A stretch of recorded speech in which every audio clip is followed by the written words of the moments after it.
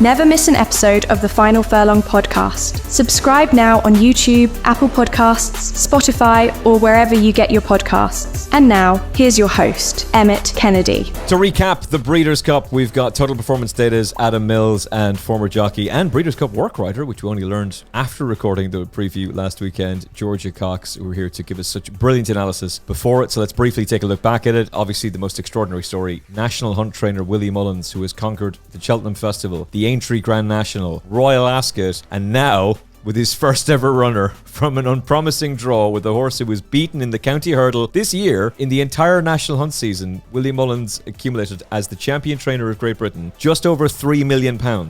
In one race in America, he wins just over £2 million. Extraordinary scenes. How did Ethical Diamond win the Breeders' Cup Turf? Yeah, good question there. Good question. I don't know entirely. I'm still not entirely sure how this sort of 100 mid-140s rate hurdler has done this, but actually the flat form is not anywhere near as bad as you think, and the E-ball performance was obviously very good. This just was the perfect storm, that there was a lot of pace up front, really fast gallop. The early sectionals weren't breakneck, but they were fast, and you know, the likes of Goliath, Stellawi, they're doing kind of 12.1. I mean, Amalok was the only horse actually to dip below 11 seconds. He ran 10.99 for the second furlong. But all those drawn low went for it early on. Ethical Diamond got a really good ride. Fastest horse in 4 of the last 5 furlongs. Longest stride in the field. Best run-out speed. It's probably not a surprise that the horse with form over 1 mile 6 and 2 miles is the one that's won this. But what Ethical Diamond showed that we probably haven't seen before is a serious turn of foot. That final furlong was 11.19 seconds. 11.19. That's ridiculous. That's faster than, you know, Ethical Diamond's beaten Rebels Romance, El Cordobez, Amalot. These are seriously good flat performers, and Ethical Diamond has just out-sprinted them for the line.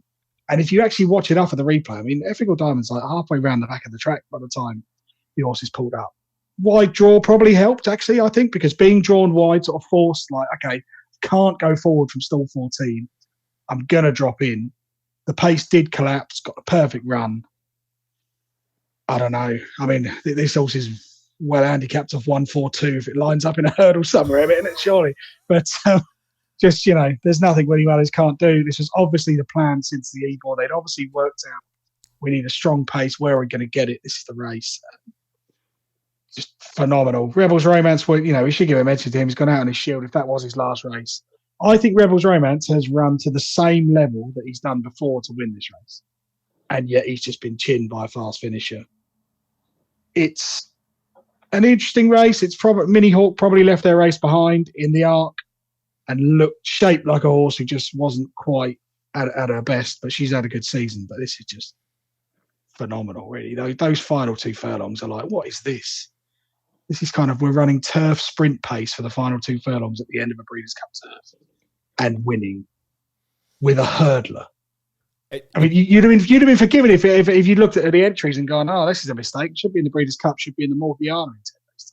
Well, but instead of that, here we are. It's mad. It's crazy. If he didn't have a pin in his leg, he'd probably almost certainly be at the Melbourne Cup. But they can't load him in the MRI machine, so the Australian vets wouldn't be able to check him over, and for that reason, he couldn't go. And well done, David Casey, because this is his idea. He was the one who said to Willie Mullins, let's take him to America. Let's go for a Breeders' Cup turf. Lizzie Kelly was saying in the previous one, she'd have sent him to some graded race at Cork. Like, fair play, you've had the ambition to go for it. I think he won £380,000 in prize money. Now it's 2.4 million. Obviously, the Breeders' Cup turf is the 2,080,000. So he had 300 and something thousand. Now it's 2,080,000. It really is quite extraordinary. and look, he's also just completely unexposed on the flat, Georgia. He was a decent enough flat horse. I remember Willie Mullins being of the opinion that this was his best juvenile hurdler. The year that Carghese and Adam Mills corrected the record and said, no, his best juvenile hurdler is actually Carghese, and she was that season by far.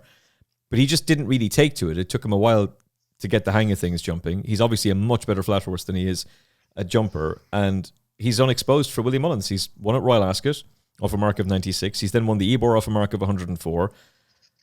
And now he somehow won the Breeders' Cup Turf. And despite all of the data that Adam Mills has from Total Performance Data, he's not even able to fully put it into words. So how do you, as a jockey, explain how Ethical Diamond beat the dual Breeders' Cup Turf hero, Rebels Romance?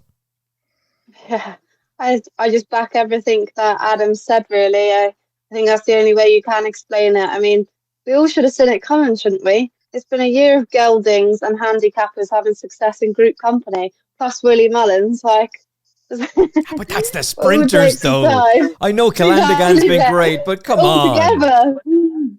No, all jokes aside, I think it was a sort of no pressure ride. They were all the big guns in there, multiple Group 1 winners, and he just ducked straight to the rail. Like Adam said, it was being drawn 14. That was the only thing they were ever going to really do. So it probably did help them.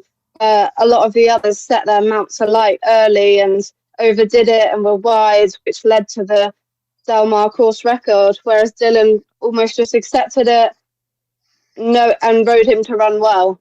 And it just shows you how versatile horses actually are. And I hope this spurs more people on to think outside the box, as he came here a fresh horse, having not ran since the Ebor, and wasn't involved in the cutthroat early pace and a rough race, and then came and done them all. It'll be interesting to see how differently he's campaigned next year.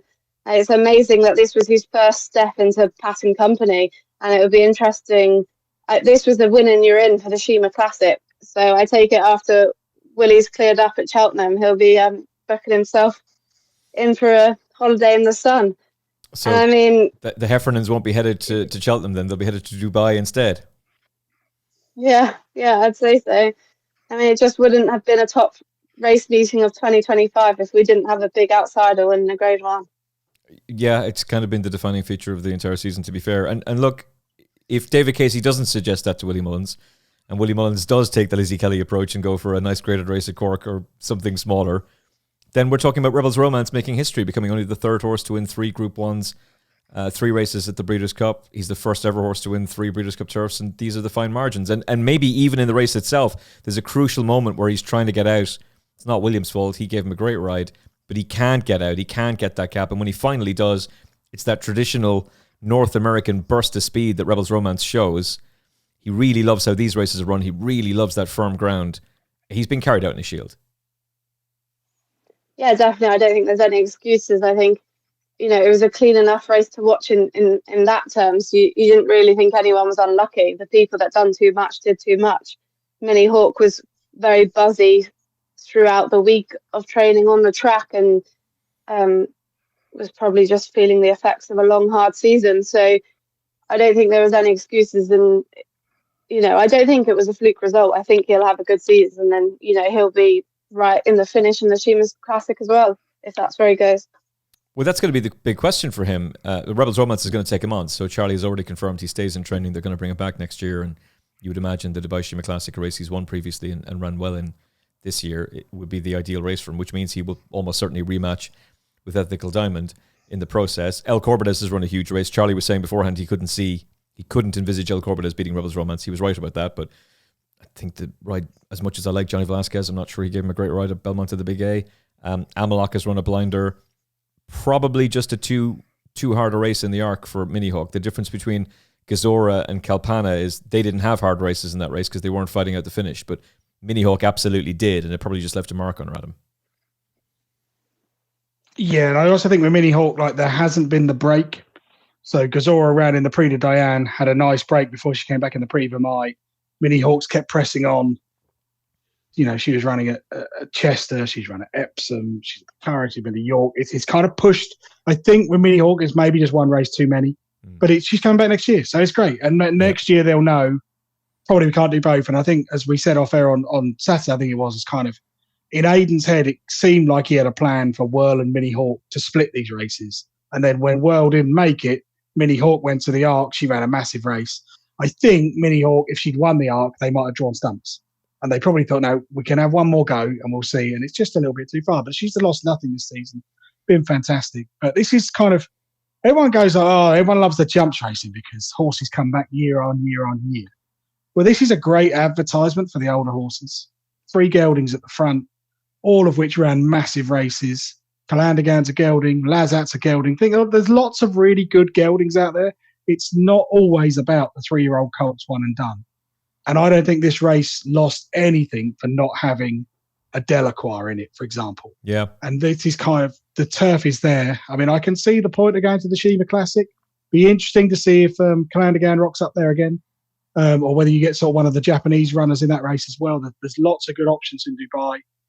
Personally, though, surely Ethical Diamond, look at it, this horse has improved massively. We've got a hurdles mark that can't be touched by the handicapper. Come on, Willie. Come on, son. We all know. Look, we don't care. I'll pile in at 13-8 in the county hurdle. I don't mind, son. That's more. Yeah. Breeders' Cup Turf Hero. Ethical Diamond goes to the county hurdle. Well, why wouldn't you? Come on, let's do the maths here. We all know. Now, look, we talk often about that Kim Muir when I know the way you're thinking was like 13-8, and basically I should have pawned my wedding ring because I'd have got it back the following day. It was such a good price. This is what's going to happen in the county hurdle with Ethical Diamond, isn't it? If they get him in this form, think of all of the bang average horses that run in 2 mile handicap hurdles, and you've got a 5-year-old who's rapidly improved on the flat. So let's say he's got a rating of, I don't know, he's got to have run to 120. Has he not, surely, to win this Breeders' Cup turn? 120 to beat Rebels Romance on those terms at least. And he's only £22 higher over jumps. It's a wheelbarrow job. Come on, let's find a nice handicap hurdle at Navan and we'll all get stuck in. Gamble responsibly. Don't go pawning wedding rings. Insane things can happen in races. But I'm all brave saying that because I'm in the office and the door's shut. If she was here, I'd be like, no, five each way.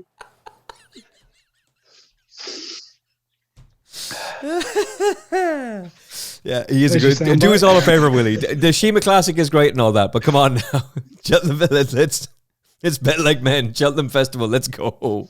Keep telling people he's not going, and then declare him at the last second. Townend on board. Townend's only handicap ride of the week. Boom. Can he fly him back in time for the Greatwood? You have enough of a layoff. There's your prep. Win the county hurdle, then win the Shima Classic. But this is how much of a joke this is. That it's like we're all laughing about it, but this is like a phenomenal, one of the best turf performances that I've ever seen from a horse that would be like, had he not had a campaign on the flat and he was turning up in the Greatwood, he'd be like 8-9-1. It's bonkers. Yeah, it's just one of those weird races that throws up an amazing result, and then you look at it and think that can't be right. And then you look at the data and go, geez, look at those sectional times. And when I looked at this yesterday, I thought, I'm not going to write this up because someone's going to correct those sectional times and go, oh, there was a problem with the GPS or something. And then today I'm like, no, it's still right. His finishing furlongs were faster than some of the turf sprinters. I'll tell you, we can get George on the show, and we can get George on the show and have a word with Gary Moore and see is there any elite flat races around the world for Spirit Danu, who was 6th in the county hurdle, just narrowly behind Ethical Diamond. Absurd goes and wins the Melbourne Cup. He may very well have done so by the time this show goes out, or just before it. And Dawi goes and wins the Galway hurdle, and Cargizi is Cargizi. She's a Grade 1 horse who was running in a handicap, hence why she was so. Yeah, I still can't understand it. Just very briefly before we switch to the other races, Georgia, 6 of the first 7 horses in the Breeders' Cup Turf were geldings. I love this because we have enough stallions. Stallions are great. That's fantastic. But every time you get a City of Troy, the problem with him is he's then gone after 2 years. And fair play to Coolmore. They kept Augusta Rodan in training. Fair play to Godolphin. They're going to bring back a horse we're going to talk about next in Notable Speech. But racing needs more of these geldings, these horses to be running in the big Group 1s. And the more that these horses win, maybe the more tempted owners will be to go, actually, let's sacrifice that stud career. Let's just race them. Yeah, exactly. And, I don't think obviously there is the stud side of it, but the longer they're around, the more people enjoy watching them race, the more you feel like you know them. And like we said before, it never done anything wrong to Blue Point getting beaten by Batash. So I don't even really see it like in terms of that. And there are so many good geldings around, and there's so many good geldings that you just get used to. And, it's great to see. And it does feel like it's been the year of the geldings, and, crack on for next year. Calandigan versus Rebels Romance versus Amalok versus Ethical Diamond at some point next season. Goliath ran no kind of race. He was up there for quite a while, but just disappointing. To be fair, Adam tried to warn me about it. I wasn't hearing it. Rashabar was pretty disappointing, but he was a big price. All about Ethical Diamond, all about Willie Mullins. An extraordinary running at the Breeders' Cup Turf. And shout out to Davy Lane, who on the Triple H Racing Podcast, and the HHA Horse Racing Podcast, The Friday before the Breeders' Cup, he said, there's a horse in this race who's going to get the perfect pace setup. And he won in a time that was almost as fast as Calandigan in the King George a month before at Royal Ascot. Ethical Diamond. I thought he'd lost his mind. Davey, I should have listened to you, and I should have followed you in. Well done, and well done to everybody who did listen to Davey Lane. Sensational stuff on Howard Kravitz's excellent Triple H Racing Podcast, the HHH Racing Podcast. This episode of the Final Furlong Podcast is brought to you by 1xBet. You can sign up now in Ireland, where there's 7,000 events for you to bet on every single day on 1xBet, and more importantly, lightning fast withdrawals and loads of new customer specials as well. You can sign up at 1xbet.ie. 18 plus, terms and conditions apply. Gamble responsibly. 1xBet knows the crack. Bet with your head, not above it. Gamble responsibly. 18 plus.ie. 1xbet.ie to find out more. Notable speech is in the winner's enclosure in the Breeders' Cup Mile. I was desperately keen to take this horse on, Adam Mills. I just didn't trust him. I didn't trust that Rosallion form either. But the difference between this year and last year is Charlie Appleby brought this horse to Canada, gets him around 2 turns on fast ground, and that lit him up for this attack at the Breeders' Cup Mile, and he was given a brilliant ride by William Buick. But that's a great training performance from Charlie Appleby. It's a great training performance. It's some great race planning. The bend is the key. Notable speech needs to go round a bend, and I can prove that by when we look at the stride length data. The shortest average stride in the entire field was Notable Speech. So that tells you he's the nimblest. He's got the ability to take it. Going around the bend is perfect, strong pace, and then he can just pounce. And that turn of foot in the closing stages is electric. And he's kind of threatened this. If you think about the run at Royal Ascot, he was kind of behind a wall of horses, a bit unlucky. Travelled into the race at Newbury in the lock-ins, got outstayed. This is just the key to him. He needs to go around a bend. And if I was Charlie, I'd be looking and thinking, right, let's start thinking about all those American turf grade ones around a bend next year because they're made for it. Absolutely perfect for him. Really good setup. Really good turn of foot. I do feel a little bit for the line in winter. Oh. And I've got to be careful because this is a little bit of pocket talking in terms of, when you've had a bet, you shouldn't really do the analysis straight away. And I did it and went, Christoph. But actually, in hindsight, I look and think, it just wasn't good enough on the day. He wouldn't have been Notable Speed too. But it's interesting that Line in Winter's coming back next year. I think there is a big Group 1 in him somewhere along the line. And I think he showed that. I think the track was probably against him. It was massively in the favour of Notable Speech. But you'd have to look at Notable Speech and look at the way he ran here and just think, is there a case that if you could find consistently Group 1s around a bend, he could run up a massive sequence? And I think that's the case. The problem for Notable Speech is there aren't many Group 1s around a bend in the UK and Ireland. So he might have to go on his travels to do it, but he's deadly when he gets that set up. Yeah, I don't know why he bombed out at Royal Ascot in the St. James's Palace Stakes a year ago, but he was great in the Sussex Stakes. He was just flat at Del Mar a year ago, but as I said, it's just a different training performance from Charlie Appleby this time around. And look, with the benefit of hindsight, he probably should have beaten Diego Velázquez. Like, he just didn't get a clear run when he needed it, and take nothing away from Diego. He's a lovely horse, and I'm sure he'll be a great sire, and best of luck to the sangsters with him. But I was pleased to see him win because, as I said, he was a horse that I had a major question mark about, and he was one of the favourites I was most confident about taking on. Both him, Formidable Man, has got an incredible record at Del Mar. He was unbeaten at the track up until this, and he's run a blinder for the Americans, and well done to him. And that was a horse that Johnny Velázquez gave a great ride to. But also, just on the Line in Winter, you still have that statistic, Georgia, about See the Stars juvenile progeny who win group races as juveniles. They don't necessarily go on. I just wonder with this fella, given all the problems they had with him early in the season, the ringworm, the training issues they had with him, they were experimenting with different distances for him as well.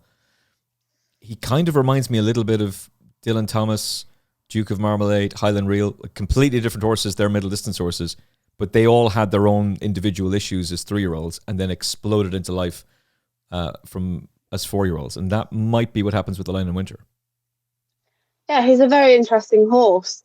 And that stat, it more just tries to tell you that See the Stars' progeny tend to need time. And if you look after them, give them the time at 2, then they reward you as a 3-year-old and beyond. And the ones who win group races at 2 then reach for the moon, won over hurdles, and Class of Stars won a group race the next year. But apart from that, no more of his progeny have done. But it does look like the thing is with the Lion in Winter as well, I think he's got better as the season's gone on with more racing. And do you know what the funny thing is? Did you notice he didn't sweat half as much? on the weekend. He sweat like mad, and then this weekend I thought that's the prime place where he's gonna, be dripping, and he wasn't at all. And I think he's got better and better as each run's gone on mentally, and it's a shame now because you come back next year and he might just race fresh and keen and take a while to get into it again.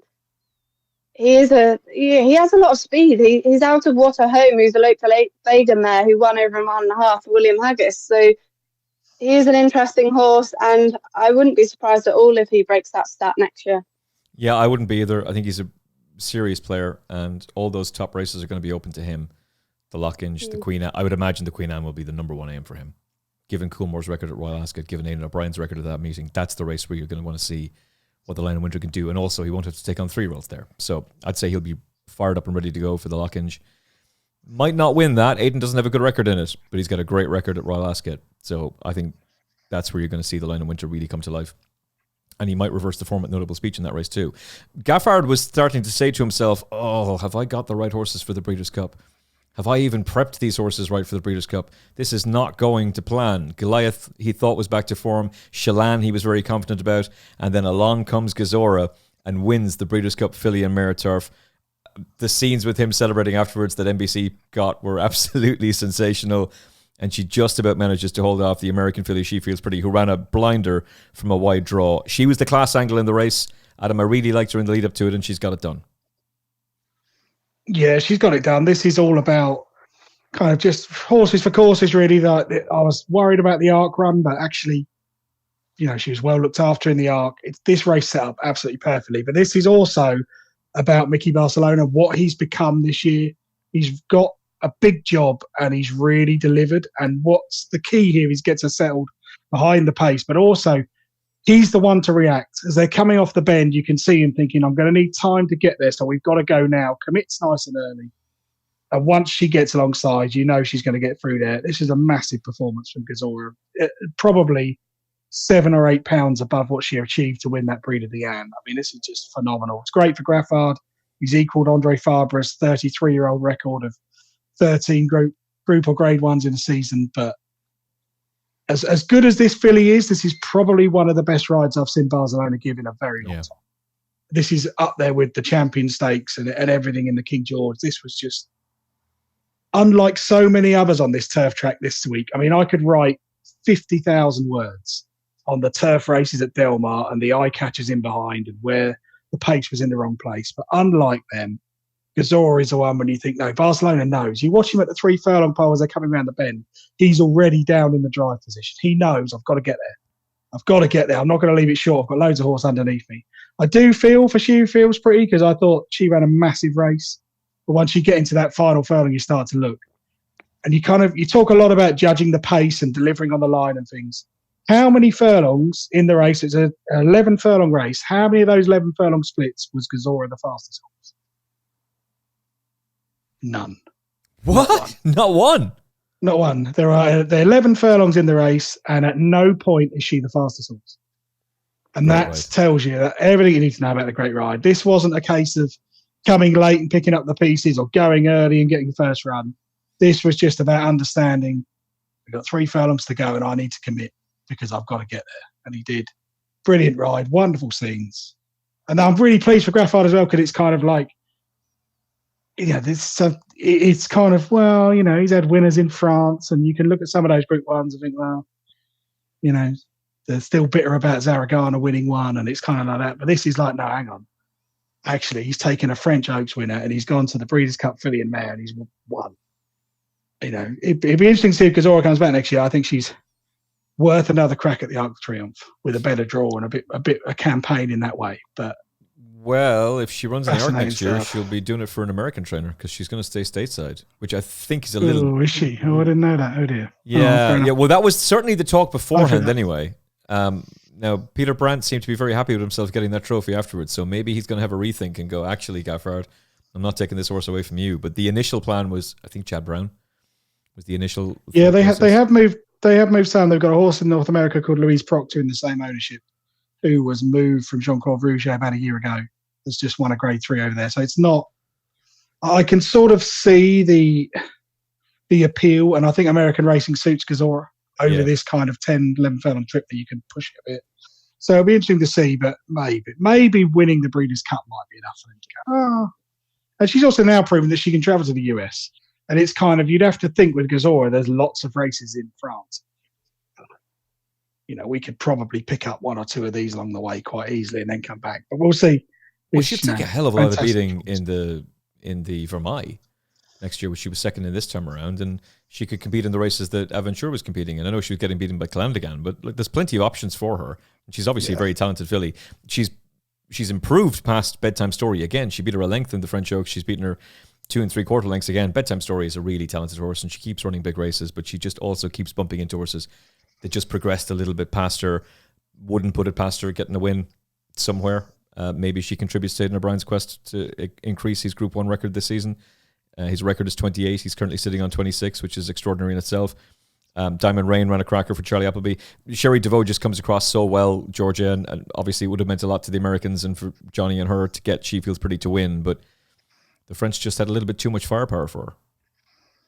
Yeah, I really like her as a filly, Gazora, and I'm sure I did hear the owner speaking afterwards, and it did sound like they thought she would do well in America.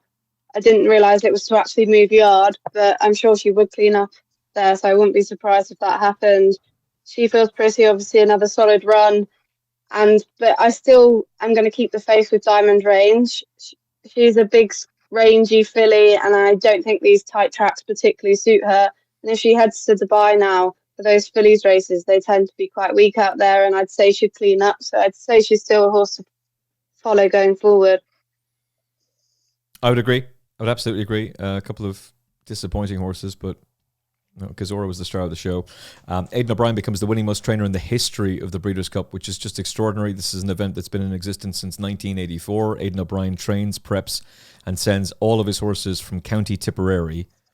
His first winner was Johannesburg in 2001, and he's trained more winners than any trainer in the history of the sport. It's quite remarkable. Charlie Appleby was saying to him, I think I'm only 9 behind you now. So it's pretty remarkable that Charlie's got his... He's been joint as well. Bob Bafford had 2 winners, so he's back joint top trainer. Yeah, Noisos managed to get him there, but it was his own record for a little bit, so we'll let him have it for at least a day. But obviously, Bob gets into the winners' enclosure with Noisos. He was one of only 2 trainers to have 2 winners at the Breeders' Cup, which we'll talk more about a little bit later on. But for Charlie to be prepping those horses from Newmarket and have all the record that he has, for Aidan to be doing it from Tipperary, it's really quite extraordinary. Stad was always going to take an awful lot of beating despite that high draw, Adam, and with no real proper European juvenile to take him on, once Humidity came out, this was his race to win. It was just a matter of, could Christophe Soumillon time it right? And he did. Yeah, exactly. It's kind of, when we recorded the preview show last week, you think, just everyone let the draw sort of make them go, ooh, he's a bit wide, and maybe the track won't suit. Whereas actually we should have just looked at it and gone, right, let's look at this race and what they've achieved. Stad has got Group 1 form. Everything else probably hasn't. Best horse in the race. Got a good ride for Christophe Soumillon. And you could tell kind of when they reached the far turn, it was just sort of, well, this is over. Stad's just going to pick these up. He's really strong travelling. Got all the best European form. Delivered, great win for Aidan.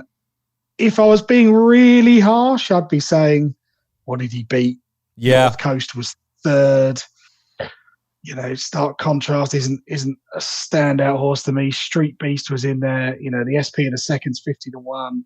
But let's not take it away, because actually it's not like Gastad scraped home and got there by a nose. But he beat North Coast by 10 lengths in the Vincent O'Brien National Stakes. He's beaten him by 3 lengths in this. Yeah, but I'd also argue that the track massively helps North Coast get closer, because in the National Stakes you've got this kind of, the Curragh they're going to really lengthen and gallop. Delmar, it's much more compact. So, maybe you could put a little question mark over the form. I didn't watch this and think, there's a horse I want to go and back for the Guineas or anything like that. But I did watch it and think, yeah, this is a Group 1 horse running against Group 3 horses, and he's proved his dominance. And it's kind of also one of those things when you think, what were you worried about the draw? What were you thinking? Why did you spend so much time trying to take this horse on when he probably had a stone in hand? So it's a great performance. Got his Group 1, which is really good for him. Does it mean anything for next year? I'm not sure. Yeah, I agree. Henri Matisse has obviously come out and won the French 2000 Guineas, and then that was it. He didn't really go forward. I would think something like that would be on the agenda for Stad as well, Georgia. They're going to have options. I mean, Aidan has Charlie Appleby. I think the last count I had was Charlie has had 67 juveniles, individual juveniles run in the UK, and Aidan's had 90. But Aidan has like severe Group 1 level class. I mean, we haven't even seen Albert Einstein, and he's supposed to be the best of them. We haven't seen Charles Darwin since Royal Ascot. Constitution River hasn't run since the Georgia, and he was very good that day. There's a number of other high-profile ones too.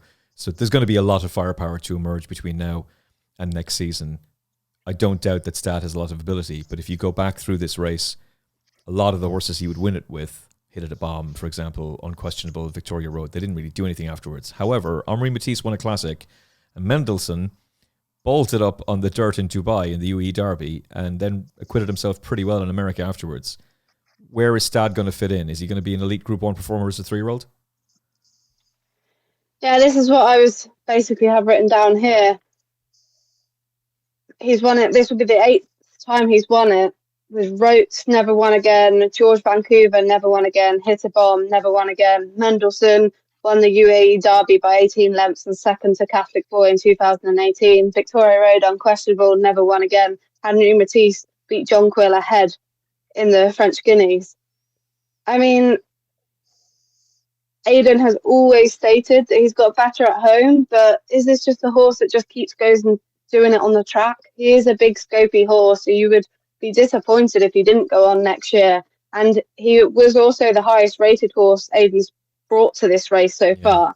And it will be interesting to see what route he goes down. But I mean, I don't think with all of his horses you could ever go and back them now for the Guineas, because you just don't know who's going where or who's doing what or who's coming back. So I thought it was a good performance. The second consecutive year he's won the race from being drawn in the car park, and he just looked like a really likeable horse. I think there are certain races where the draw just doesn't matter, and it's an Aidan O'Brien trained racehorse on the turf when it's a proper juvenile that just has that Group 1 class and the experience and that elite Group 1 speed. The Americans just can't live with it. And just very few of the other trainers have the ability to get their horses peaked for the Breeders' Cup like Aidan can. The only other person that you would be really extremely confident about backing one of their horses in a Breeders' Cup race on turf is Charlie Appleby. That's it. They're the two guys who have this nailed. Andrew Balding's a brilliant trainer. He's achieved incredible things. He hasn't won a Breeders' Cup race yet. Amalok ran a great race for Rafe Beckett. He's won 2 races at the Breeders' Cup. Aidan has this down to a fine art. This is perfection. This is precision. This is Swiss watch precision engineering for Aidan O'Brien. And he's going to have the best jockey as well. If it's not Christophe Soumillon, it's going to be Ryan Moore. They're going to have the elite guys there. So they're the ones you back with confidence. If you're backing anybody else that's coming over, you're hitting and hoping. You're kind of closing your eyes and hoping that the horse manages to go and do it. Whereas with Aidan, you can be very, very confident it's going to happen. And look, he probably would have won the Juvenile Fillies turf. Now, I hate to be selfish, but I was kind of pleased in the end that Precise came out, because Valentina ends up being a fantastic winner for me. But we would have had this. We would have had the forecast, and I'm pretty certain we would have landed the treble with Ted Noffey and Stad. This is a sensational training performance from Donncha O'Brien to get Valentina up. She was so disappointing last time out at the Curragh. Bombs out by 9 lengths behind composing, but that was horrible ground that day. The rain was lashing. She was off the pace on the speed favouring track, and the key to her was the previous performances. 3rd at Royal Ascot behind Venetian Sun. 2nd beaten only a short head by Green Spirit, who wins a Group 2 in her next start and gets within a length of Diamond Necklace, possibly Aidan O'Brien's best juvenile filly, according to Christophe Soumillon, even though Precise has won 2 Group 1s this season. That was the key pieces of form. If Donncha could get her back to that level, and if Oisin Murphy could give her a good ride, then she had a massive chance of running a huge race. And both of those things are what happened at him. Yep. What's the old saying? You should always forgive one bad run. And if she hadn't run in that race at the Curragh, you'd look at her form and think she should never have been a 14-1 chance in this field. Once Precise came out, stamped her class on it in the closing stages. The question really for me with this race is, what do we make of Pacific Mission in second? Is Pacific Mission rapidly improving? Which I think she is. But the question is now, is Pacific Mission the type that's going to make up into 1,000 guineas horse? I know she's got an entry in the Irish 1,000 guineas at the Curragh. She was the fastest horse in furlongs 4, 6, and 8. And that just nags at me a little bit, that kind of going into the race, I wouldn't have thought Pacific Mission's going to come out top on the speed figures, but she is improving. But I also think that then leaves you with a question mark. If the horse in second's got an official rating of 101 and was staying on well at the finish, does that take a little bit of the gloss over this? The way I look at it is a great result for Donica. It's a great result for Valentina. Pacific Mission's got in the tracker as an eye catcher. But I think Aiden's, the likes of Precise and Diamond Necklace, are 7, 8, 9 pounds above this level. And I don't think Valentina produced a superstar performance. I think she produced a very good performance in a race where the short price favourite was taken away. I would agree with a lot of that. I would say that Amlin has obviously improved. Pacific Mission finishes second to her. Sugar Island finishes third. She comes out and wins the Group 3 that World won last year at the Curragh on a day where the Final Furlong Podcast and OneXBet were sponsoring 3 races. So I was there on track, and Sugar Island was really, really impressive. In behind is Venetian Lace, who comes out and finishes second to Precise in the Fillies Mile. That form's good. It's good form. Is it going to be enough? Is she going to improve enough physically and mentally over the winter that Pacific Mission becomes a serious, genuine threat to Precise and to Diamond Necklace? Maybe. Does Valentina become a serious threat next season for these major Group 1s? Maybe. Donnacha O'Brien's ability and capacity to improve these fillies is really quite remarkable. I think he's an absolute wizard of a trainer. And I would imagine we're going to see something similar to his previous runner in this race, which was, 2023 when, or was it 20... Yes, thank you. My brain completely melted down on me there. Porta Fortuna ran a blinder at the Breeders' Cup in... Was it the sprint? It was in this race. She was second to Hard to Justify, and she beat She Feels Pretty and Content at Santanita 2 years ago. That was the one. So I don't know how many of us were looking at Porta Fortuna then and thinking, oh yeah, that horse will run well in the 1,000 guineas and then win 3 Group 1s in the spin. But that's exactly what happened. So I think it would be foolish to underestimate what Donnacha is capable of doing and what Valentina might be able to do. And Georgia, have you heard anything about Ten Sovereign's been taken back from Turkey? Is he on his way back to Ireland? I don't think so. I think that was a one-way ticket. What did you make of the race yourself? I think the Japanese filly Switch in Love set some pretty swift fractions early, which helps the draw and being slow away become less of a factor. The first 3 home were drawn 10, 12 and 11. So, like you said, you'd have to think that it would have been Precise's for the taking. But she always looked like the winner. She had to wait while the pace then collapsed in front of her, but put the race to bed within a matter of strides. I think she improved for the step up and trip and enjoyed the faster ground. She's got a very low action, and we'll have to wait to see what she's beaten here. And then I was going to go on to say, looking at when Porta Fortuna was second to Hard to Justify, when you look back, She Feels Pretty was third and Content was in there as well. And she went on to be a 3-time Group 1 winner. So it'll be interesting if they try and go the same route. I wouldn't be surprised if she stayed a little bit further. And I think Pacific Mission, I just think she was well placed off of a fast pace. She was also slow away. Lope de Vegas do very well out there. That's also where Carl Spackler's about a 5-time Grade 1 winner. Yeah.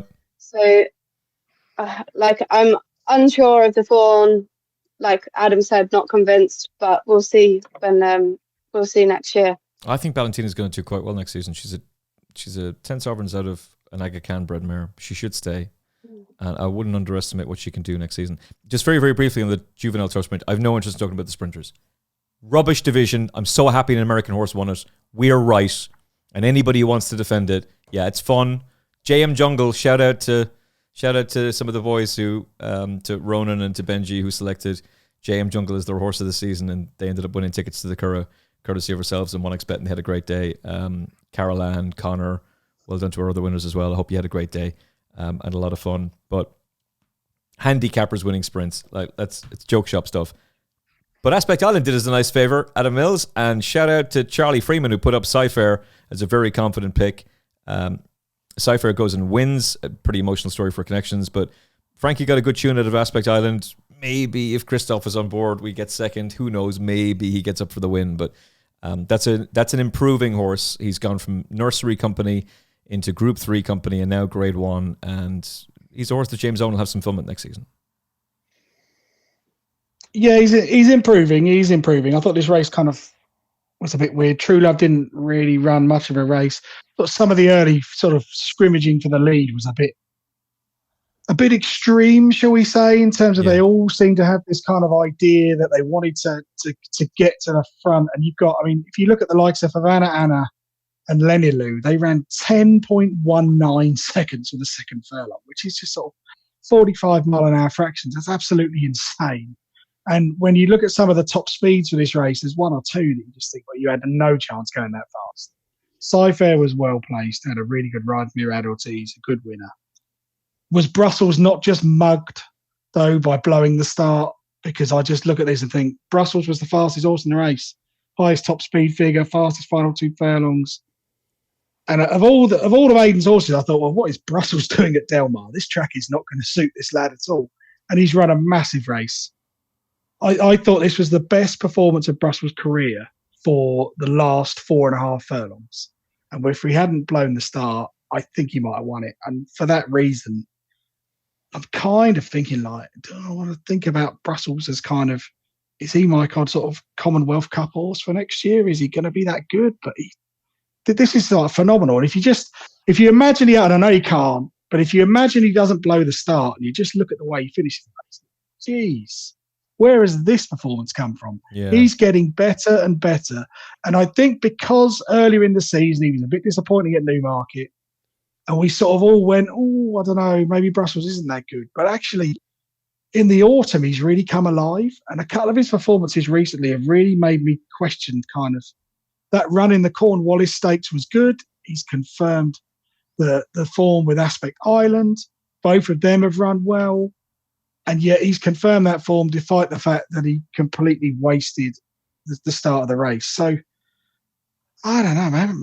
Maybe Brussels is the 3-year-old sprinter that's going to sort of revolutionise things next year. Let's face it, the sprint division is rubbish. It's crap. So if any of these 3-year-olds take it by the balls, they'll go through the field. No, it's crap. But I really like this. I view this slightly differently to you, in that I took a very positive view of what Brussels did, but I took a very positive view of it from the perspective of one of Georgia's horses to follow for next season, Calendar Girl, who herself has franked that form since Georgia put that up, and now Brussels has boosted her form as well. I think it's a huge boost to Wise Approach, who a lot of people wanted to dismiss and go, but actually his form now ties in with Stad and Brussels, who keep boosting it. And I think Beckford's Folly is probably a pretty decent horse. He just he's a gelding, and so probably people want to be dismissive of him too. Probably quite decent. But I would also view it as a massive positive for Charles Darwin, who we just have not seen since Royal Ascot, and he beat Wise Approach. And that's the one I'd be much more interested in for the Commonwealth Cup. So hopefully he's back next season, but wouldn't be diminishing Brussels by any stretch of the imagination. Intriguing race for sure. Want to switch to the Classic. Forever Young. The Japanese have done it. Finally, a Japanese winner of the Breeders' Cup Classic. Apparently, Nick Luck might have managed to twist the trainer's arm to bring the horse back in training next season. I have no idea if they're going to commit to that or not, but they've conquered the world. This is one of the most famous races. It's the 1, 2, 3 from last year, just in a different order. The third becomes the first becomes the second becomes the third. I don't know what Fierceness was sent off favourite for. Never understand that at all. Sierra Leone broke my heart. He didn't quite get there. He just needs a lot of things to go right, but he's got a powerful stride, a powerful turn of foot. He ran his heart out, but Forever Young pulled out more towards the end. Well done to Japan. I think a lot of people would love to hear what you have to say about this race, but also both of you. But also, there is going to be a sense of feeling of what was missed out on. Were we going to see an explosive performance from Sovereignty? And what would have happened if Sovereignty was in this race? And I think Adam Mills has the data to tell us. Yeah, Adam Mills has the data. He's probably going to go out on a limb here. I should say this opinion probably doesn't reflect everyone at TPD. I don't think Sovereignty would have won this race. And the reason I don't is not because I don't think Sovereignty is a good horse. I think he really is. He's exceptional talent. But the way this race panned out compared to the way it panned out 12 months ago in 2024 explains why Forever Young won the race. And if you run them side by side and look at the sectional times and you look at Sierra Leone, over the first quarter of a mile, Sierra Leone is half a second slower this year than he was last year, despite the fact he's at the back of the field.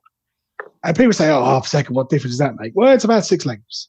And I think that's the key to it, is there are 2 points in this race. Everyone thinks, oh, there's 3 horses in front. They must be going lightning quick. But they're not quite. And then in the back straight, it's not end to end. In the back straight, the pace drops just enough. And you can see that because if you watch at the end of the back straight, Sierra Leone is starting to make ground and he's going into the back of the horses in front of him. Whereas last year he was wider and he just flew round because the pace was end to end. And it's a tiny, tiny difference. But it's all the difference because Forever Young is a horse who clearly handles the dirt. He's a fantastic superstar Saudi Cup winner. But what Forever Young also possesses is a turn of foot. And Sierra Leone, for all that he's a magnificent horse and a massive, great big stride, perfect for the dirt, Sierra Leone doesn't have the same turn of foot. And so what happens is they're coming around the far bend and Sierra Leone's starting to make his ground. The Japanese rider on Forever Young is able to push the button and there's a response. And that response gets him far enough in front. And Sierra Leone, last year, the pace collapsed. They went far too hard and Sierra Leone was just able to gallop them into submission. This year, the pace was half a second slower, 6 lengths slower, and that's the difference. Last year, Sierra Leone beat Forever Young by 4 or 5 lengths, whatever it was. This year, the form's been reversed. For that reason, I don't think it would have suited Sovereignty. Because earlier in the year, when I was making a complete arse of myself by saying, Sovereignty's top speed figures are terrible. He's never the top speed. In fact, his speed's miles slower than Journalism. Of course, Journalism reversed the form. Well, no, Sovereignty was just an endless end-to-end galloper. But an end-to-end galloper like Sovereignty is very similar to an end-to-end galloper like Sierra Leone. And Sierra Leone couldn't get there to Forever Young because the race was run to suit Forever Young. The other point, which Emmett's already made, the first 3 from last year were the first 3 this year. Remember with the Breeders' Cup, and I know it's going to Keeneland next year, it's slightly different, but look how many horses ran well at Del Mar last year and have come back 12 months later and run well again. Benton, Arto, Rebels Romance. You know, there is a pattern here. I mean, even look at Citizen Bull, who, you know, plenty of people have called plenty of names, but his record at Del Mar is brilliant. Including on this show. So there is something to bear in mind. Yeah, but it's something to bear in mind with the Breeders' Cup, that there is this, although it moves from track to track, there's still, you know, course form is course form regardless of where you go. But, you know, this is a great performance, brilliant for Japan. I'd love to see them come. They've got unfinished business, haven't they? Surely at least you think, well, we'll have a crack at the old Dubai World. Maybe we don't take in the Saudi race and we have the Dubai World Cup. But it's also very difficult because, you know, it's easy for me to say that, but you've now got the first Japanese horse to win the Breeders' Cup Classic. I'd imagine his stallion fee will be quite high. Certainly higher than mine. So for that reason, it's not easy for me to just say, you've got to bring him back. Got to bring him back next year. Whereas you look and think, well, yeah, but what if something happens? You know, we've got to weigh this up. But this was a great performance. He was the fastest horse in the race, and he was perfectly suited to it. I'm not sure if the figure is accurate, but on At the Race's website, it says that, you know, he's getting up for 12 million in prize money. I mean, this is just what a horse this thing is. He wins everywhere. To go to Saudi and win, and then to come back, he's run third in a Kentucky Derby. Last year, actually, if you watch back last year's race, he was a little bit unlucky. So maybe you could ask the case that this was a bit of justice, but this was just the difference. He has a turn of foot. Sierra Leone's the galloper and he couldn't get there. And as much as I'm pocket talking, it's just frustrating. I think another setup and we'd have done him. But, you know, that's the difference. And for that reason, if it didn't suit Sierra Leone, it wouldn't have suited Sovereignty. So I think Forever Young would have won regardless. I was on with Dave Orton on Sky Sports Racing on Friday night, and we just would not hear of defeat for Sierra Leone. So that's going to be a clink of glasses in commiseration for both of us later this week, and for you as well. You're welcome to join us on Whiskey Misery Lane as we have our bad beat story about Sierra Leone. He's run a blinder. I really like that horse, and obviously he's off to stud now. Forever Young is going to stay in training, and that number is inaccurate. Number that you quoted, that is Russian disinformation on the podcast. He said it's not 12 million pounds in prize money for Forever Young. That's ludicrous, Adam. Ludicrous. There's no way he's won 12 million pounds. He's won £15.5 million sterling of the King's finest sterling. Unbelievable stuff from Forever Young. As far as I know, the Middle East is on the agenda. Whether they go back for the Saudi Cup, I imagine they will, given all the money that's on offer. And maybe they have a different prep to go back to the Dubai World Cup as well. Take a bit of a break and then go for back-to-back Breeders' Cup Classics. No horse has done it since Tisnow. He's the only horse to do it. It's now 5 have tried and failed, including Sierra Leone. But given the fact that Sierra Leone got so close, maybe Forever Young can do it. And we don't know, Georgia. Bill Mott was saying on Saturday night that he hasn't been told by Godolphin yet. But if Sovereignty is going to stay in training, then obviously he's going to head to Saudi because Sheikh Mohammed wants some of their cash. And then he wants to win his own cash in the Dubai World Cup. And that would mean he would be clashing with Forever Young. So we would get that match that we wanted in this race. We would get it in the Middle East. And that's exciting. Yeah, and you would like to think that he would stay in training. I mean, Sheikh Mohammed has kept horses in training like Adea and Native Trail, and that didn't do that. You can't say that enhanced their stud value, and he's now doing the same with Notable Speech again. So you'd be quite disappointed if he didn't. Yeah. But I was all for Forever Young, and something that's really interesting about him as well is Forever Young's dam, Forever Darling, is out of Darling My Darling, and that same mare, Darling My Darling, is also the dam of Heavenly Love, who is Sierra Leone's dam. So effectively they're cousins. And it's just, it's quite remarkable being so closely related in human terms, but from completely different parts of the globe, and yet they fought out the finishes in the Kentucky Derby and now 2 Breeders' Cup Classics. I mean, what are the odds of that happening? And he's also by Real Steel, a son of Deep Impact, who himself was by Sunday Silence, who won the Breeders' Cup Classic in 1989. And usually that line, the Deep Impact line, they're better on the turf. Deep Impact hasn't actually signed a Group 1 winner on dirt in Japan. And his connections did mention that they may consider one run on turf in Europe next year, which is like quite remarkable, really. And I just thought it was a much fairer race than 12 months ago, much more evenly run. The same 3 in the finish. They've kept their form for, well over a year now. If you go back to the Kentucky Derby, and like I said in the preview, he had unfinished business here. He had 2 very rough races in America, and it's not bothered him or the connections. They came back better than ever and got their win. And that was his last chance before the other 2 retired as well. So I'm glad he got it. And the constitution this horse has. The Saudi Cup was another hard race where he beat Romantic Warrior, and he just seems to thrive from it. The amount of air miles he's covered is quite remarkable. And yeah, he looks an absolute tank. He was given a great ride and roll on to the Saudi Cup. It really is quite remarkable. You deserve a big pat on the back, by the way, for putting up Forever Young on the Final Furlong podcast. So fair play to you. I wouldn't hear of defeat for Sierra Leone, and you beat us all. So that was agonising. Adam and I may very well have been WhatsApping each other on Saturday night. We could not do a Peter Michael and blame the jockey. It was just one of those races. But it was an epic. It was a fantastic race, and well done to you, Georgia, for being on the right side of it. And hopefully Forever Young does come back next season, and maybe he'll face Sovereignty as well, which would be great. I hope Godolphin do keep that horse in training. Is Bob Baffett going to keep Nisos in training? Because Nisos equals the record for Aidan O'Brien, gives him his 21st win at the Breeders' Cup. He beats that bum, according to Charlie Freeman, Citizen Bull, probably is everywhere else outside of Delmar. He ran an absolute blinder, and for some reason Jerry Bailey thought he'd won. Nisos is the one who gets it. They seriously considered the Classic at one point. I'm really surprised to hear them talking about retiring him, because surely the whole point was win the Dirt Mile and then come back for the Classic next year. Really smart performance, and obviously a thrilling finish, Adam. Really thrilling finish. Let's address the Citizen Bull is a bum comment first of all, shall we? I think Citizen Bull is just maybe just the obvious thing is he just doesn't travel. Yeah. Because actually his record in California, and particularly his record at Delmar, is very good. He clearly likes Delmar, and he's run a massive race. And at the 2 furlong pole, you're thinking, Citizen Bull's stolen this. He's got this.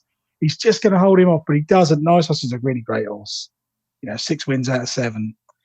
They said that he had a bruised foot before the Pacific Classic, and because he missed that, they decided not to go for the Breeders' Cup Classic. I hope that that's enough to persuade them to think we'll come back for one more campaign, because I think he would be competitive in a Breeders' Cup Classic. I'm not saying he'd certainly win it, but he's got stamina in abundance. He really stays a strongly run mile. It's got to be worth exploring. Now, it's been difficult. They've missed a lot of time with this horse, clearly.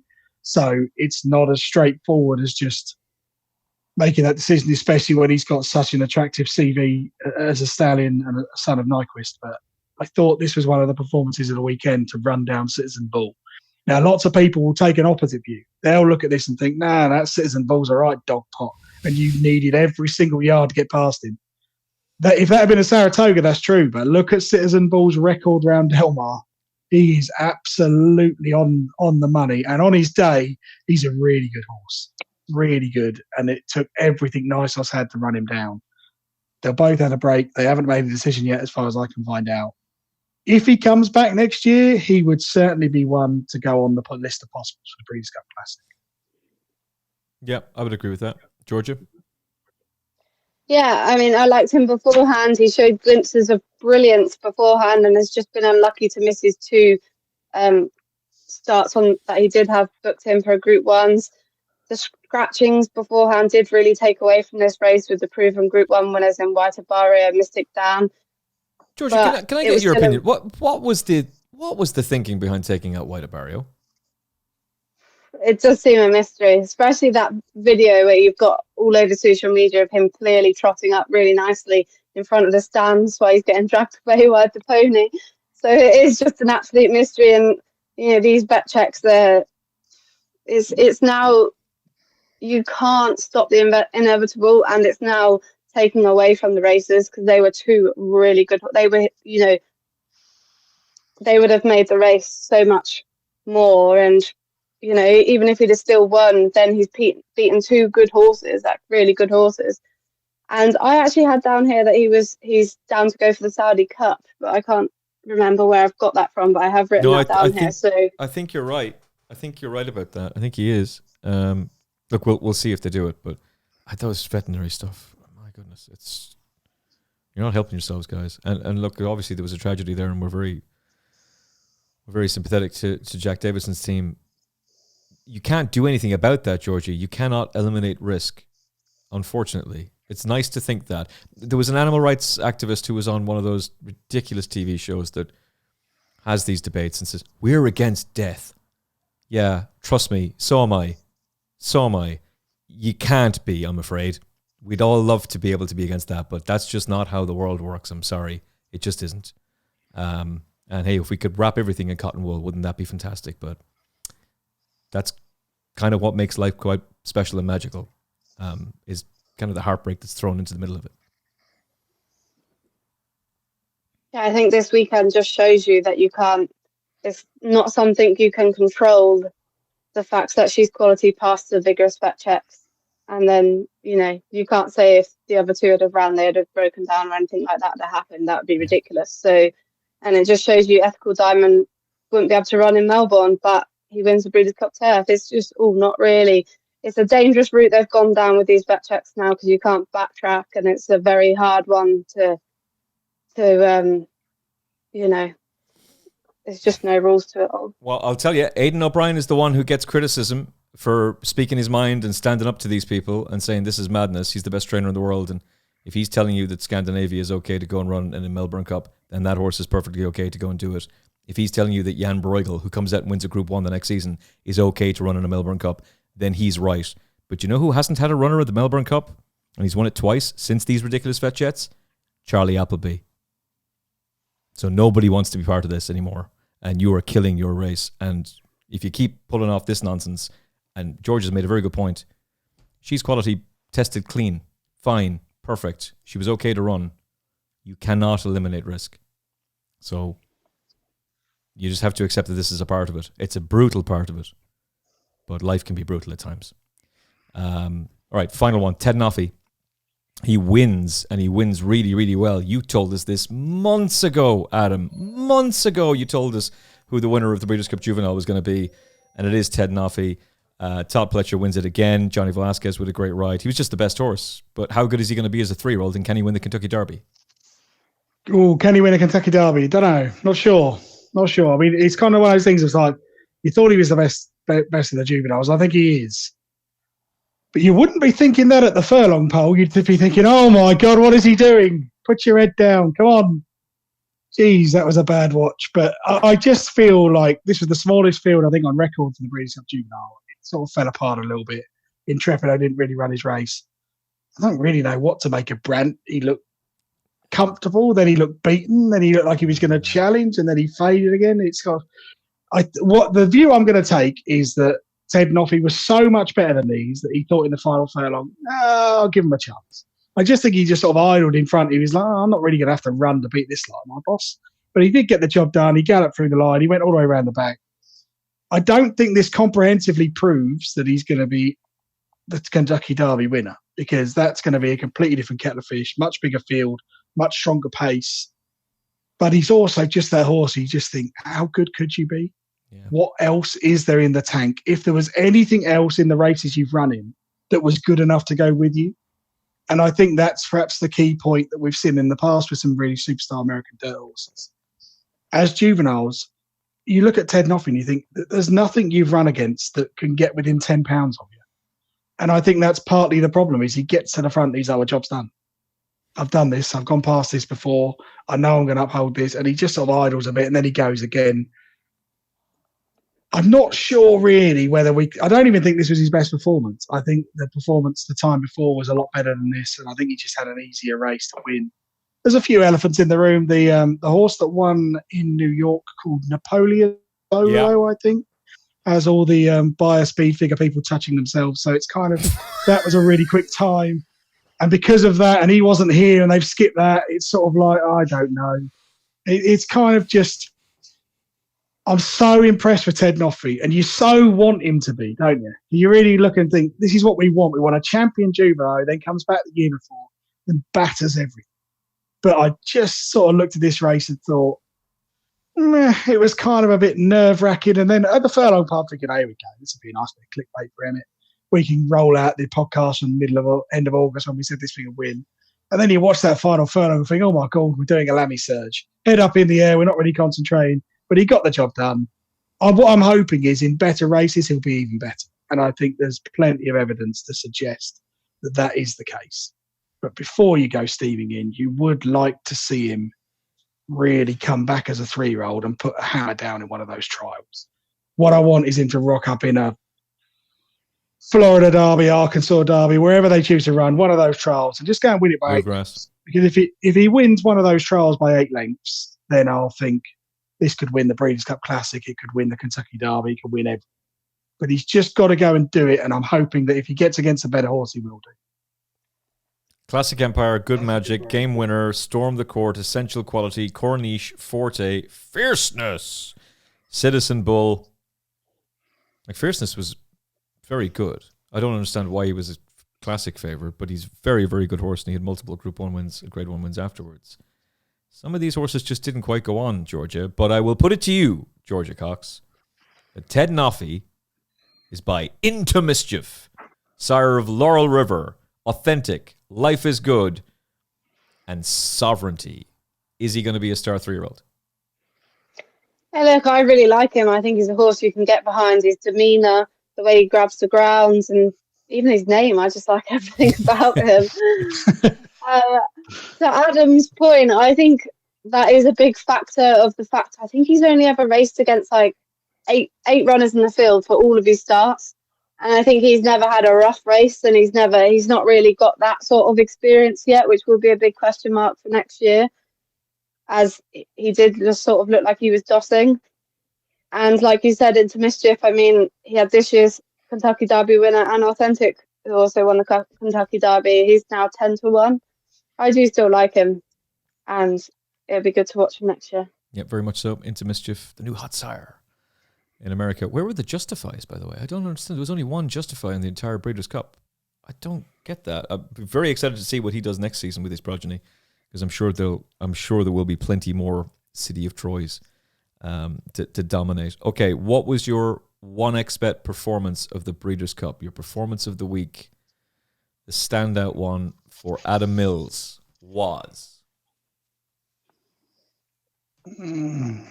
Oh, that's a tough question. Yeah. Standout. Ethical Diamond is the standout performance on the figures. It just is. There's no hiding place. I don't know. If Ethical Diamond had a different profile, would we not be going like, this is the best turf horse in the world? And when this takes on Calandagan, it'll be a race for the ages. And instead, you're like, wow, his previous record and his defeats in county hurdles mean we're not so sure. I mean, this just that was phenomenal. Forever Young was a great watch. Nisos was a great horse. Ted Noffey was really good. I really enjoy it. The thing I would take at the stand-up performance is the coverage. Oh. The coverage that the Americans put on. It's like just, I didn't need to flick. I didn't have to change channel. I sat down on both nights. I put the live stream on YouTube and I watched 17 hours straight of build-up and live coverage. The way they handle the stewards' inquiries, the way they inform everyone of what's going on, the way they focus on the horses on the way to the start. We don't have to listen to some Burke in the paddock for 20 minutes prattling on. It's just, let's get down to the start.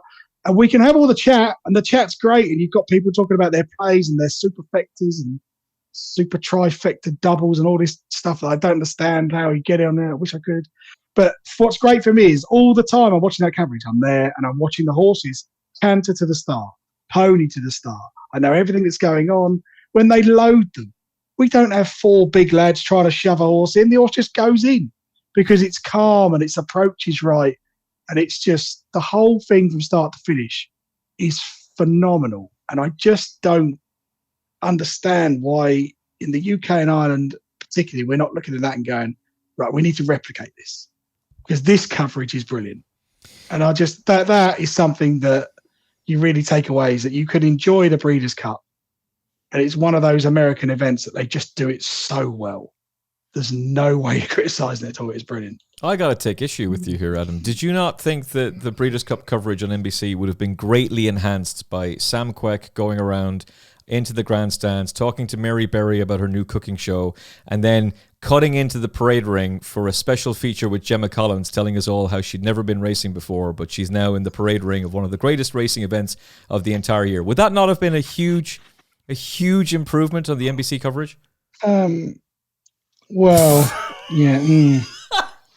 I don't want to criticise because I know what they say, that they're trying to reach a different audience, but I just think like the NBC, the American coverage is make it about the horse.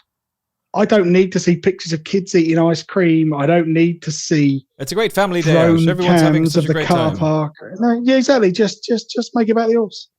There was no mention at all on social media. There's no talk of how much a pint of Guinness was. There's no talk of fish and chips was 85 quid or whatever it was. There was just this is about the horse. Let's talk about the horse. Let's go to the pre-parade ring. Let's talk to the trainers. We'll talk to the owners. We'll talk to the jockeys. We'll watch a replay straight away from 5 different angles. There was a couple of stewards' inquiries on the undercard on Friday night. My goodness, the television coverage was amazing. Yeah. There's like a steward's inquiry in some allowance claimer that I was like, come on, get to the Breeders' Cup. But actually, then you watch it and you're like, no, they're analysing this steward's inquiry from start to finish. And the steward's inquiry was done in 9 minutes. 9 minutes from the moment they crossed the lines to the moment they went, right, steward's inquiry's over, this is the result, this is what they said, the jockeys move on. It's just brilliant. So good. And I know there's a budget for it, but it is so good. Yeah, but there is a budget, but let's be honest about it. The company that owns NBC is Comcast, who owns Sky Sports Racing. Rupert Murdoch doesn't own Sky, Comcast do. I don't know why people keep saying that. Comcast own it. And ITV is the broadcast equivalent of NBC. So I have nothing but high regard for the team at ITV, and I do not blame them at all. I don't think it's their fault. We all know what we're talking about.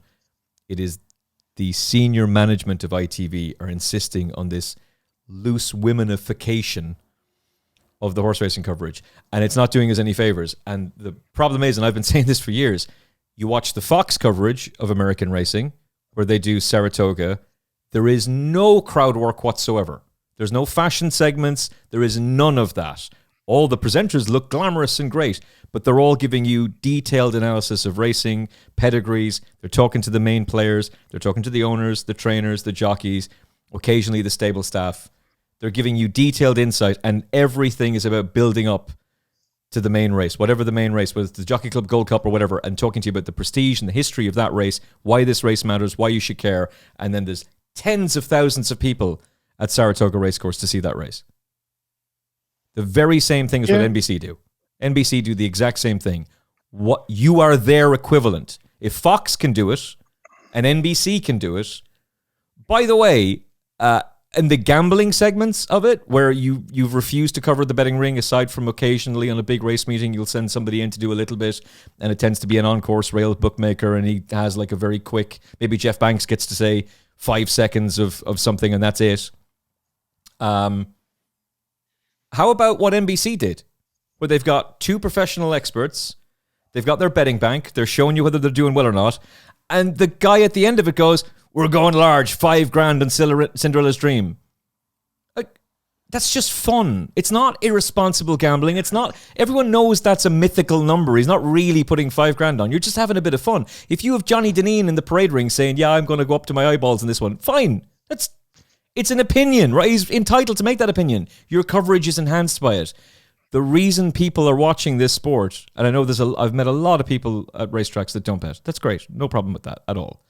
Vast majority of people do. The vast majority of people do. That's what people are watching it for. You have to lean into it.